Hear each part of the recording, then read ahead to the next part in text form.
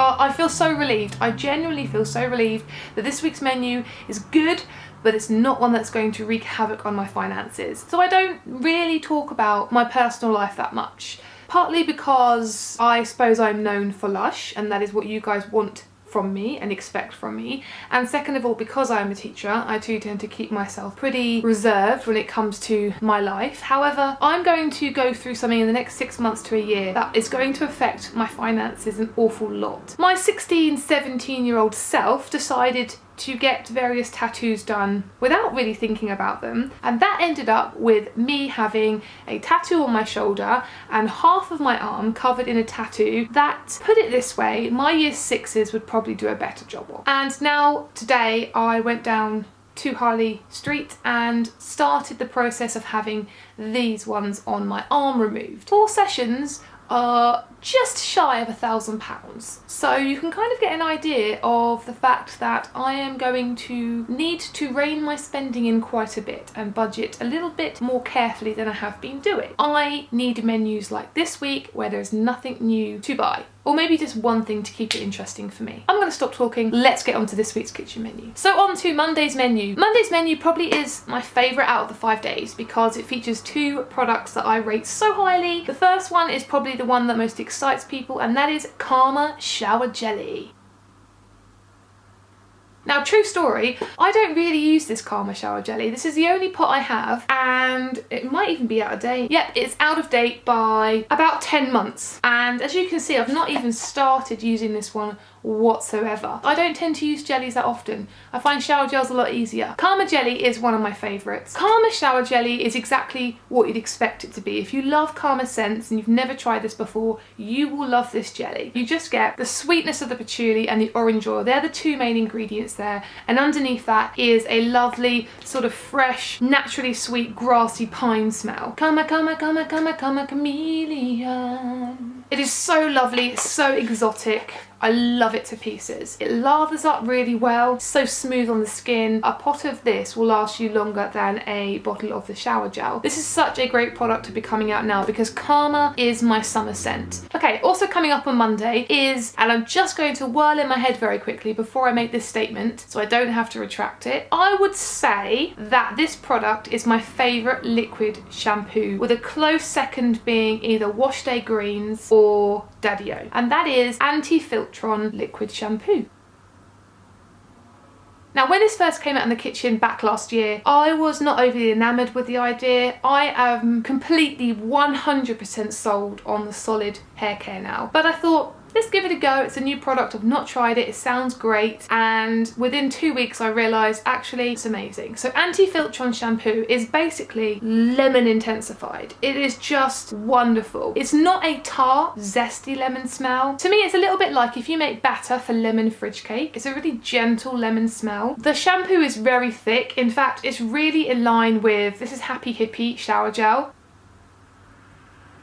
That was perhaps the oddest demonstration I've ever done and probably didn't help anyone in seeing exactly what it was like. But if you've had Happy Hippie shower gel, it is very similar to that. As Anti-Filtron is just full of lemon oil and fresh lemon infusion and all of that jazz, it is supposed to be a shampoo that lightens your colour slightly. It brings out the natural shine. It really brought out my natural highlights. My hair was so lovely and shiny, but it just allows the sun to sort of bounce off your hair and leave that lovely glow, I suppose you'd call it. So it's a shampoo suited for pretty much every hair type. As somebody who dyes their hair, I never once noted my hair fading. It's not one that's going to offend anyone unless you really have a problem with lemons. It's not overly strong, it's nice and soft, it will last you a long time, it's great value for money. What else can I say? Okay, on to Tuesday. Nice and easy. We start with something that I'm sure is going to sell out very quickly, which is the Comforter Solid Perfume. So I'm going to be as objective as I can be with this product because I know I do have a lot of people who rely or use my knowledge and my opinion to decide whether or not to buy a product. In my eyes, Solid perfumes are not the greatest. I always choose the liquid alternative, and sometimes I even forget that I have the solid perfumes. The Comforter solid perfume is not a favourite of mine. It's just not one that I am overly enamoured by. I love the Comforter smell. Blackcurrant is probably my #1 fruity smell. But when it comes to the shower cream, when it comes to the solid perfume, I just find it a bit bland. For me, the smell was quite weak. I feel that a lot of fruity and a lot of zesty, citrusy smells don't tend to be that strong and that long lasting on the skin, and that goes with solid as well as liquid perfumes. I find that within half an hour, 20 minutes, I can't smell it on my skin at all. I think it has a bit of a tang going on. That is part of the reason why I don't actually have the solid perfume anymore, because I passed it on to somebody else. I think if you're just a really big Comforter fan, it's definitely one you want to get. I think it's going to be popular. I don't think my opinion is necessarily speaking for the majority. I just think if you like complex and very strong smells, this is not going to be a perfume that sits well with you. But what do I know? Seriously, nothing. Also coming out on Tuesday is a bubble bar I do forget how much I love, and in fact I used up my last one last night, and that is the Happy Bubble Bar. Clap along if you feel like a room without a roof. Clap along if you feel like happiness is the truth. Clap along if you know what happiness is to you. Clap along if you feel like that's what you want to do. Clap along if you feel like a room without a roof. Clap along if you feel like happiness is the truth. Clap along if you know what happiness is. Sorry about that. Moving on. Okay, how would I describe Happy Bubble Bar? It is a fruity wonder. In some ways, it reminds me a bit of grapefruit, but there is no grapefruit oil in there. It's more tangerine and neroli. It's such a unique citrusy smell. So it has the tangerine oil, so you don't get that really vibrant orangey smell that you would get in like Brazilian orange oil. It's more of a reserved sort of smell, and with that you get the sandalwood and the neroli. So you get a sort of grassy tangerine smell with an underlying warming sandalwood aroma. The only issue I have with Happy Bubble Bar is because of its colour, it fades very quickly. So if you want to enjoy that vibrancy in the bath, you have to buy them and use them pretty quickly. Okay, on to Wednesday. Wednesday is definitely a day for those who like very unique smells. I'm going to start with the product that is my least favourite of the two, which is Ghost Shower Gel.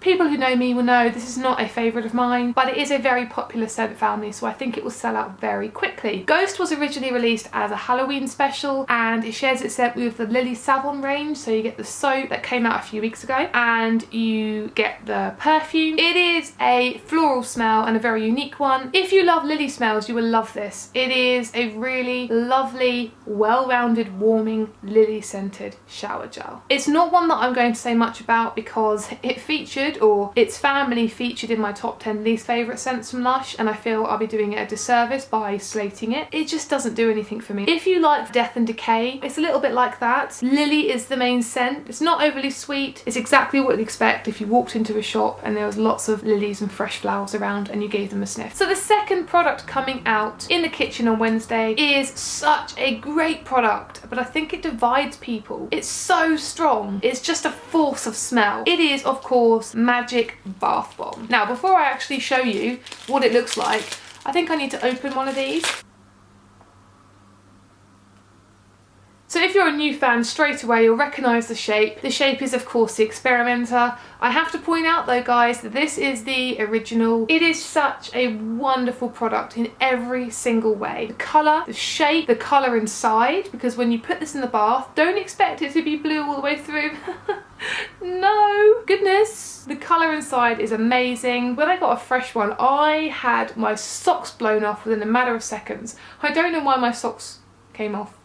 Basically, my senses went into overload. This is not a product you want to buy if you don't like strong smells, because it is easily in Lush's top 5 most potent, intoxicating smells possible. The ingredient with the least amount in here, which is surprising, is peppermint oil. And while it has the peppermint oil very much present in the mix, it doesn't smell of mint. If that's a strange thing to say, but the peppermint oil is very much sitting and nestled at the bottom of the scent family, and you can smell it's there, but this product does not, to me, smell overly minty. Alongside that, you have the rose oil. Again, very low in the mix rose oil, and you can smell the rose oil is there. Definitely stronger to me than the mint, but again, it is not just rose and mint. You also have basil oil in here, and it does give it that really now I have a moustache. It has basil oil in here, and it also has, and I'm going to pronounce this wrong, marjoram oil. I don't know my herbs, but those are the 2 key ingredients here. So what you get is this multi-layered smell. You can smell the rose oil, you can smell the peppermint oil, but you also get this really strong herbal smell. There's nothing like it. I couldn't compare this to anything else in the Lush range. Thursday's a bit of a weird one for me. First product to come out is something called Pie de Pepper foot lotion. Now this is the one out of the 2 that I have tried before. It smells to me straight away of cloves and ginger. It's one of those warming, wintry smells. So I find it a bit strange that it's coming out now. I know that it's the Lush Kitchen team creating their own menu, but it's not a product I would necessarily link to springtime, summertime. It's a foot lotion, and the idea is that the ingredients, especially the ginger, is very antiseptic. So it's supposed to not only soften your feet with lots of cocoa butter in there, but also the ginger, clove oil, all of those ingredients are supposed to just give your feet a proper clean. Any sort of bacteria, any sort of things that are festering, that just sounds disgusting.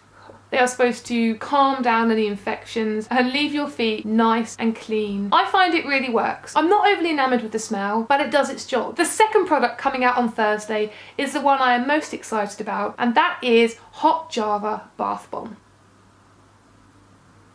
So Hot Java is a bath bomb I have had before, and actually I do have a review on my blog, but it hasn't been published yet, and the reason why is that the one I had was really old and didn't work. So Hot Java has lots of sticks of cinnamon inside, so if you're somebody who doesn't like bits in your bath, I highly recommend you put it in a sieve and put it under the tap. It also has a good generous helping of ginger oil in there, and again, we know what ginger oil does. It warms the skin. Seriously, every time I do a video, somebody messages me. I'm not going to name names, you know, just because that would be mean, but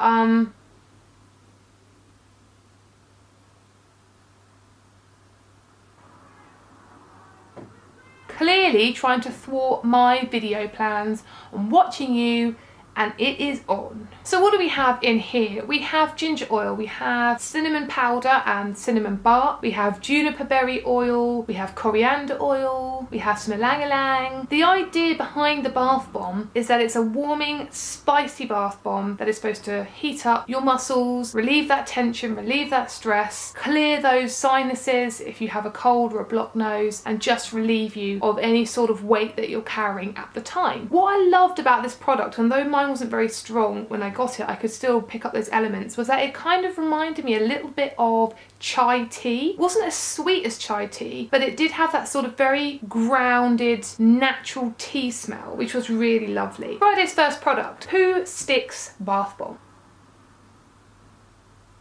Pooh Sticks is based around a game that they play in Winnie the Pooh. I like the idea, I think it's great. Now this is one that I wasn't expecting to like as much as I did, but I should again warn you, if you hate things in your bath, you might want to use a sieve, because Pooh Sticks has probably one of the biggest collections of sticks and things, debris in the bath bomb. It's a very acquired taste, this bath bomb, and again, it is a very, very strong bath bomb. It is mostly cinnamon and licorice. I remember unpacking my first one and I could just smell it through the box. What I love about it is the fact the licorice and the cinnamon intertwine to give you that sort of spicy licorice smell. It's a very fresh, crisp smell. At the same time, there's patchouli in there, so you get this sort of exotic, spicy smell. And finally, there's lots of rosewood in there, and you do get that sort of nice, grounded rounded smell as well. The rosewood sort of gives it a very slight floral smell, but it's not overly floral. I remember it being a very softening bath bomb because I believe there's aloe vera gel in there as well. On the surface, aside from all the debris, you would get that sort of light film of oils, so you knew that you were bathing in something that's going to leave your skin really nice and smooth. And I do remember being very impressed coming out of the bath and finding myself more moisturised than I would normally expect from a lot of bath bombs from Lush. And we're on to the final product. I feel that I've whizzed through this menu this week. I hope it's been informative enough and I haven't missed anything out. The last product on the list, probably a product that's exciting a lot of people. It is Lord of Misrule Solid Perfume. As you can imagine, I am obsessed with Lord of Misrule. It wasn't as good as the liquid version, but as I said in the beginning of the video, I'm a liquid perfume fan over a solid perfume. But if you love Lord of Misrule, it is one of the strongest solid perfumes I've ever had from Lush, and it smells exactly like the bath bomb. In fact, I would probably say that this smells more like the bath bomb than the liquid perfume does, because the liquid perfume is a little bit stronger and it doesn't quite have that sort of powdery smell. I don't think I need to say much about this. This is patchouli, this is vanilla, and it's black pepper, so you get a really nice rounded sweet vanilla smell with the exotic side of the patchouli, and then you just get that spicy kick of black pepper that's right in the back, so don't worry too much if you don't like black pepper. I really love this one so much, in fact so much so that I'm going to have to use some now. Lord of Misrule Solid Perfume. Bye bye bye bye bye. I just meant bye as in that rather than being rude and saying bye. Just buy it, it's great, you'll love it. If you don't, you clearly are deranged. And there we have the Lush kitchen menu for this week. I hope you've enjoyed my dancing. I hope you've enjoyed my yattering. I hope this has been informative. Until next time, until next week, take care, don't spend too much money. Bye.